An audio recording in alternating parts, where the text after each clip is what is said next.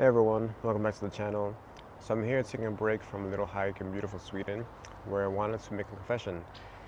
So if you see my recent videos, you know I've been reviewing and comparing the Xperia Warm Gate to two different devices, such as the Warm 5 and the Oppo X9 Ultra. But in the end, I wasn't exactly blown away by the phone and I wound up returning it. And I actually settled on this gadget, the Oppo X9 Pro. Now, you may be wondering why a channel dedicated to Xperia is mainly one of the ops. That's a discussion for a different video. Rest assured, the X9 Pro is not without its faults, and in many ways I still miss Xperia. So I still keep the One Mark 5 as a backup device. But this video is going to focus on why I returned the One Mark 8 and really why the One Mark 5 is still the Sony G.O.A.T in my opinion. So what did I love about the One Mark 8? First, the hardware. Sony at its heart is a hardware company and it shows in the One Mark 8. The new OR design with the very grippy finish was a pleasure to hold. At many points I didn't even want to get a case for it. It was that grippy. Of course, I suggest you get one because it's a very expensive phone, but rest assured I didn't feel any type of fear that I was going to drop the device. And I even got the phone in the garnet red color, which is beautiful in person. The photos don't do it justice. In addition, I still believe that having a side-mounted fingerprint sensor is the way to go. So I'm glad Sony kept that. The display is super bright, or relative to the previous Xperias. It was very bright, easily viewable outdoors, and even though I'm used to the omni-balance design from the One Mark 5, I didn't feel that much of a difference when moving to the new aspect ratio. And in many ways, because of the new brightness of the screen and what I thought to be was a different tuning where it seemed to be more saturated, slightly more contrasty. Watching media in it was a pleasure. I had no problem watching my favorite movies, even anime, and I didn't miss the Xperia 21:9 screen, the One Mark 5, at all. So that's a plus. When it comes to sound, Sony kept the dual front-firing speakers. I'm not an audiophile, so I can't say that they were extremely high quality. They were louder than the Xperia One Mark 5 and slightly bassier, the sound that is. But again, I'm not an audiophile, so I can't say whether it was super high quality or just better than the One Mark 5. It was better actually, but I wouldn't say it was significantly better to warrant the upgrade just for that alone. Of course, having a headphone jack is always worthwhile, as well as the physical shutter button for the camera. I'm glad Sony kept those things on the hardware side because that's what makes the Xperia an Xperia. I think where the Sony One Mark 8 falls is really in the software experience. Now, the phone itself is not very buggy. I had no real issues with the phone. I'm really discussing the expectations I had for the One Mark 8 compared to its price tag.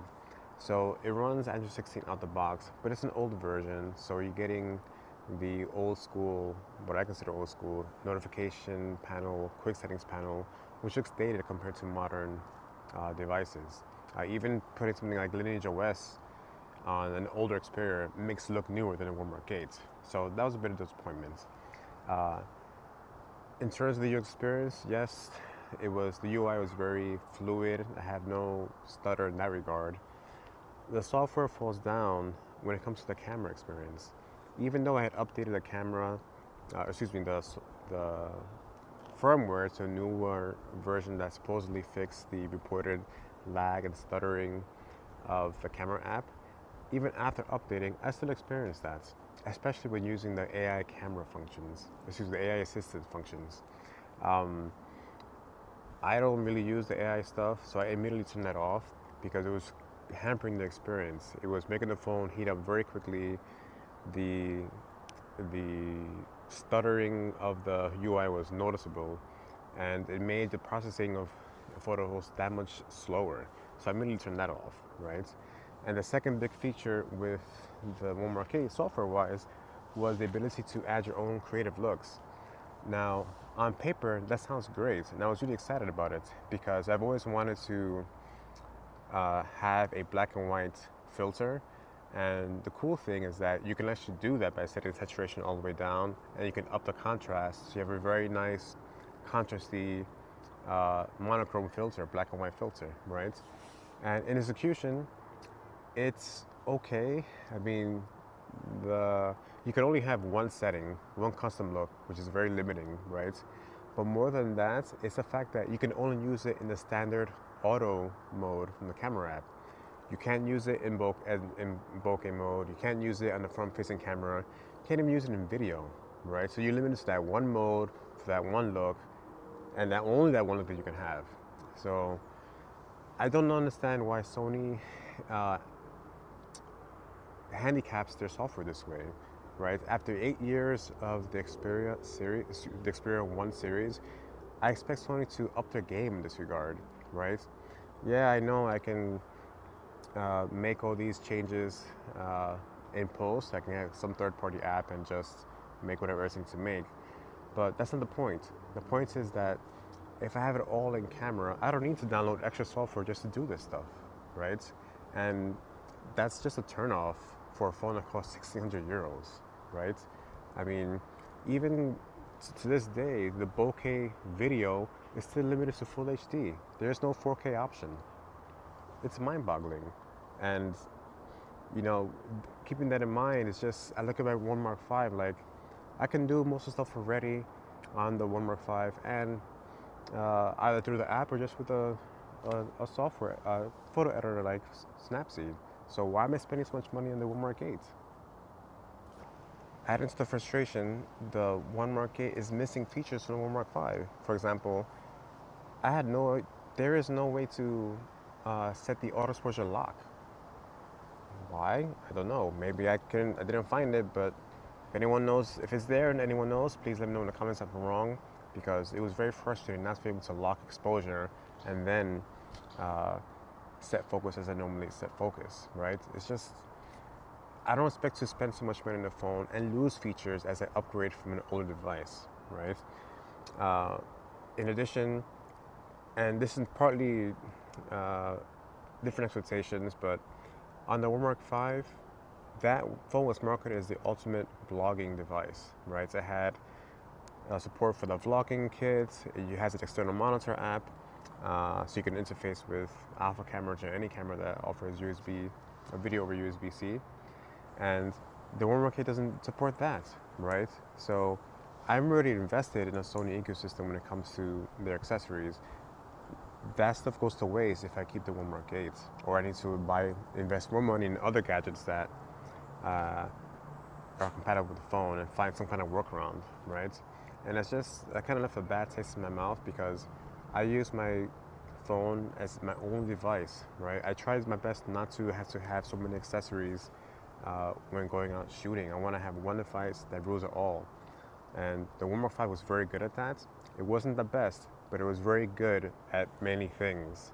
And with the One Mark 8, it does feel like a step backwards in terms of what you can do with the device. And finally, the price. The phone is, again, it's 600 euros, and it's way too expensive for what it offers, especially compared to rival Chinese flagships. Yes, I think the cameras are better than the latest phones from Samsung and Apple, but those phones are also cheaper than the One Mark 8. I don't see the value proposition in the One Mark 8 at all. To the extent that you have this joy of having a brand new device, sure, but that wears off once you realize that there's not that much difference between this Sony Xperia and previous generations. And as you saw in previous videos, even the color size, the photo processing, isn't a big leap, right? In some ways, I prefer the photos on the One Mark 5 over the One Mark 8, with the exception of the zoom lens. So, I don't know. I wouldn't say I'm disappointed with the phone. I just think it's too expensive for what it is. If you have money to burn and money's on an object, go right ahead. You will enjoy the device. But me, I'm trying to find reasons to put away my One Mark 5, and I still haven't come across it from Sony. Even with the Oppo X9 Pro, it's not a replacement for the One Mark 5. So there you have it. Sony, if you're listening to this, please, I'm hoping for big things when the Xperia One Mark 10 or or Mark X comes out, 10 years of Xperia, please make it happen. Update the main camera sensor, and you will see me gladly return to Xperia as the main device. So there you have it. Let me know what you think, and thanks for watching.